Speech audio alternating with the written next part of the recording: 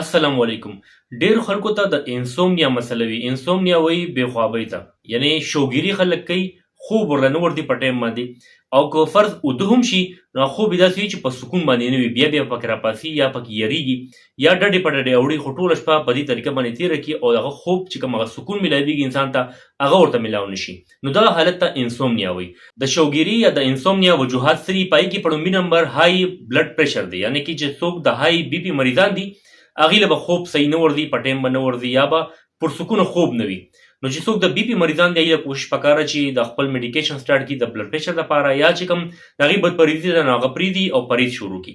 دویم نمبر باندې چې چا معده ټیک نه وي، بدهضمي وي ورته، کانسټیپیشن یې قبض وي ورته، نو هغې له به هم خوب نه ورځي او خوب یې په سکون باندې نه وي. دریم نمبر باندې چې څوک ډېر زیات رنج و غم کوي، ډپریشن شکار وي، انزایټي شکار وي، ډېر زیات سوچونه کوي، هر ټایم پریشانه وي، په پریشانو کې ګیر وي، نو هغه خلکو له هم خوب نه ورځي، په سکون به خوب نه وي. په څلورم نمبر باندې هغه خلک چې هغې سموکینګ کوي، ډرګز استعمالوي یا داسې میډیکیشن کوي چې هغه نشه آور وي، نو په لومبۍ لومبۍ خو به هغې له خوب صحیح ورځي.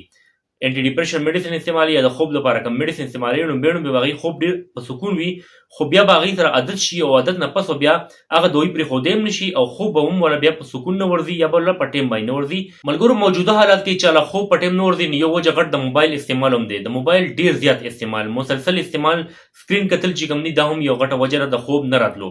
کوشش کوئ تاسو موبایل یو خاص ټایم کې استعمالوئ او چې څنګه دا زوره خوب ټایم شي نو تاسو کوشش کوئ چې موبایل نه استعمالوئ او اوده شئ په ټایم باندې. دې نه علاوه یو بله وجه د بې خوابۍ یا د انسومنیا چې کوم ده هغه چې کوم خلک پولیټیکل مصروفیات ساتي، یعنی څوک سیاسي بحث کوي یا سیاسي پارټي ورکرز وي یا داسې مذهبي بحثونه ډېر زیات کوي، مسلسل د ورځې بحث کوي یا ډېر زیات سوچونه کوي، نو هغې له هم بیا خوب نه ورځي. دا هم یو غټه وجه ده. کوشش کوئ چې کوم دا وجوهات ما ذکر کړله که دا چېرې تاسو کې موجود وي، د دې نه ځان وساتئ، نو تاسو به بغیر د وایي انشاءالله ټیک شئ او ذهني سکون به ورته میلاو شي او خوب به مو په ځای شي.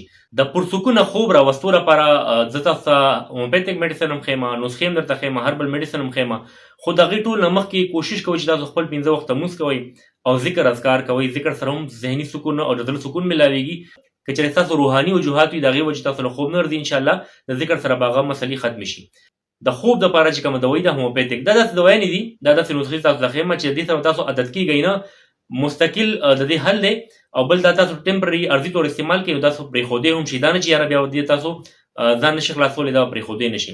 نو هومیوپیتیک چې کوم 3 دوایانې دي ټاپ د خوب دپاره، هغه صرف د خوب دپاره نه بلکې ذهني سکون هم راولي، اعصابو له هم طاقت ورکوي، مغزو له هم طاقت ورکوي، پټو له هم طاقت ورکوي، او د خوب د نه راتلو چې کوم وجوهات دي هغه هم ختموي. په هغې کې لومړي نمبر چې دی ایونسټیوا مدر ټینچر دی، ایونسټیوا کیو دا به تاسو راواخلئ. دې سره به فیسیفلورا کیو دا به راواخلئ، ورسره به تاسو بیا جنسینګ کیو راواخلئ. دا 3 دوایانې دي، ایونسټیوا کیو، فیسیفلورا کیو، جنسینګ کیو. دا 3 واړه تاسو لس کترې استعمالوئ، انشاءالله تاسو له به پرسکونه خوب هم راځي، ذهني چې کوم تکاوټ وي هم ختمېږي او د ذهن چې کوم ډپریشن او دا نورې مسلې هم دې سره انشاءالله د الله په فضل باندې ختمې شي.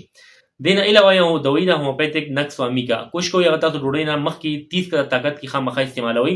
نو که د بدهضمۍ یا د معدې د وجې ستاسو مسلې وي یا خوب نه راځي نو هغه به انشاءالله دې سره ختمېږي. دغه هومیوپیتیک دوایي شو. دې نه علاوه روغن بادام راځي، د همدرد کمپنۍ هم راځي، د کرشیم راځي، یا بل ښه کمپنۍ تاسو راواخلئ او د روغن بادام تاسو د خپو په تلو باندې مالش کوئ، روزانه په 2 خپو باندې په تلو باندې مالش کوئ او په سر کې هم مالش کوئ، نو هغې سره هم تاسو انشاءالله اعصابي سکون میلاویږي او خوب بدله په ټایم راځي که خیر وي. په هر بل کې یو 2 دوایانې دي، افتیموني سیرپ او سومینا پاوډر.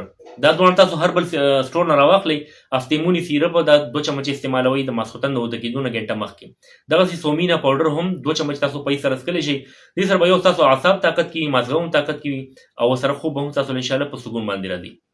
کوشش کوئ تاسو چې داسې څه موبایل کې فني ویډیوز ګورئ یا داسې ښه ونې کتاب ګورئ چې هغه تاسو خوشحاله لګي، یا داسې کسانو سره کښېنئ پاسئ، داسې ملګرو سره د ماښام ټایم کې چې هغې سره تاسو سره ګپ شپ ولګوئ او تاسو وخاندئ لږه. نو چې تاسو خاندئ ذهني سکون درته میلاویږي، نو انشاءالله ستاسو خوب به په ټایم وي او د ورځې چې څومره تکاوټ وي هغه هم ختمېږي، یا د ورځې تاسو نیګیټیو خبرې اورېدلي یا منفي سوچونه تاسو کړي نو هم ختمېږي انشاءالله. صرف په دوایي باندې انحصار مه کوئ، خپل ژوند انداز بدل کړئ، خپل لایف سټایل چینج کړئ. که چېرې تاسو ډېر زیات ډپریشن ماحول کې ماحول چینج کړئ، که تاسو ډېر زیات ذمهوارۍ دي ذمهوارۍ لږې کمې کړئ، ورزش کوئ، معده صحیح کړئ، داسې خوراک مه کوئ چې هغه ډېر زیات ستاسو معده خرابوي یا تاسو له ګیس جوړوي. دا هم وجوهات دي د خوب د نه راتلو. نو امید دی تاسو به دا ویډیو خوښه شوي وي. که چېرې ویډیو مو خوښ شوي په دې ویډیو لایک ورکړئ، کمنټس وکړئ، دا ویډیو خپل ملګرو سره هم شیر کړئ چې هغوی ته هم فایده ورسي. زما نه دعا ده الله پاک د ټولو بیمارانو له شفا کامله نصیب کړي. سره زما امین. خوشحاله اوسئ. الله حافظ.